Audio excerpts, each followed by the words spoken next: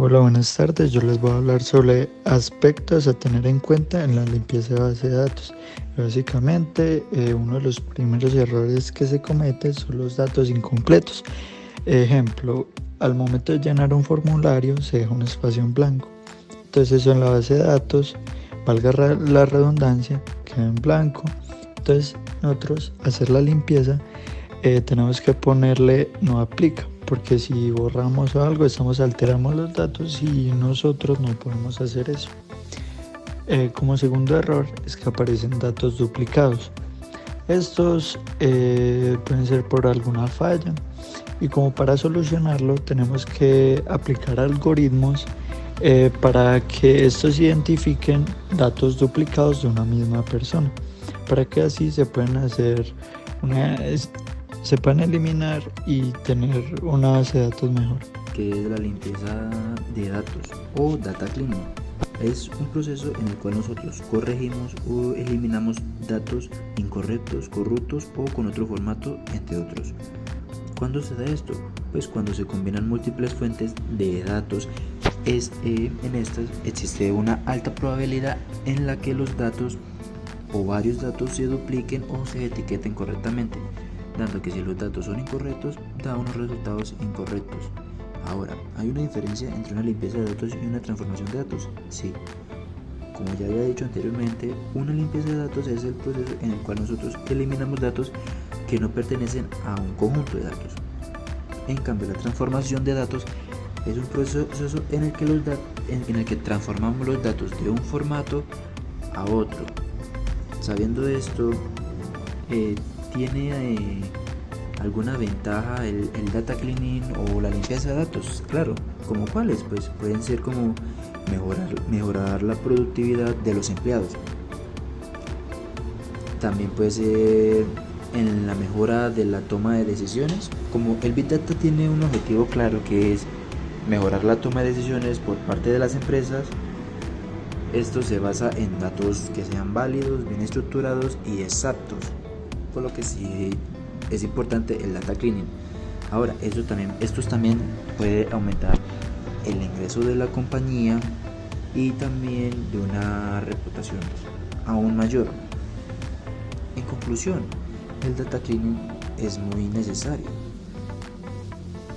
Esto puede traducirse también como pues un proceso caro que requiere mucho tiempo y trabajo, pero te puede traducir como a un análisis de datos óptimo y como consecuencias a unas estadísticas y decisiones más exactas por parte de la empresa haciendo uso del data cleaning. Eso es todo.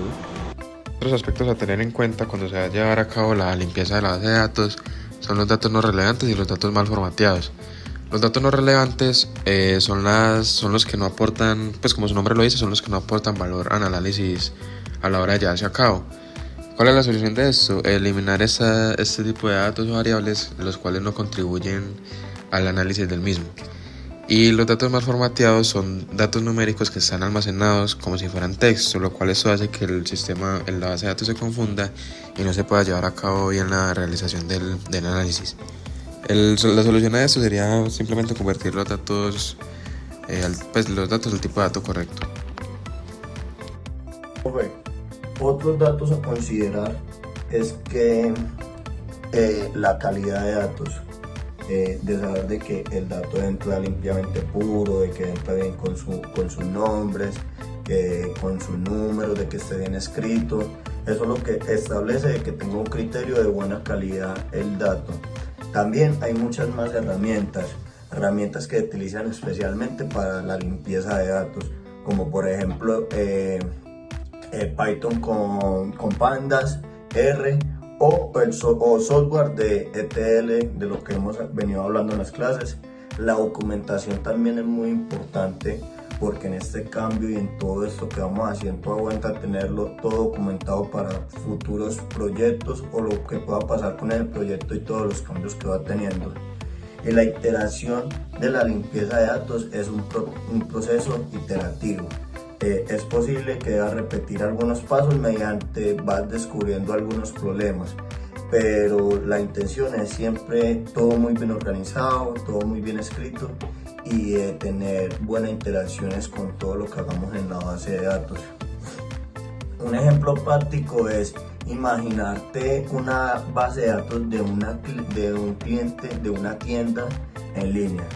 Los pasos a limpiar deben de incluir identificar y limpiar y eliminar registros que estén duplicados o correos electrónicos, todo eso basado en el correo del cliente.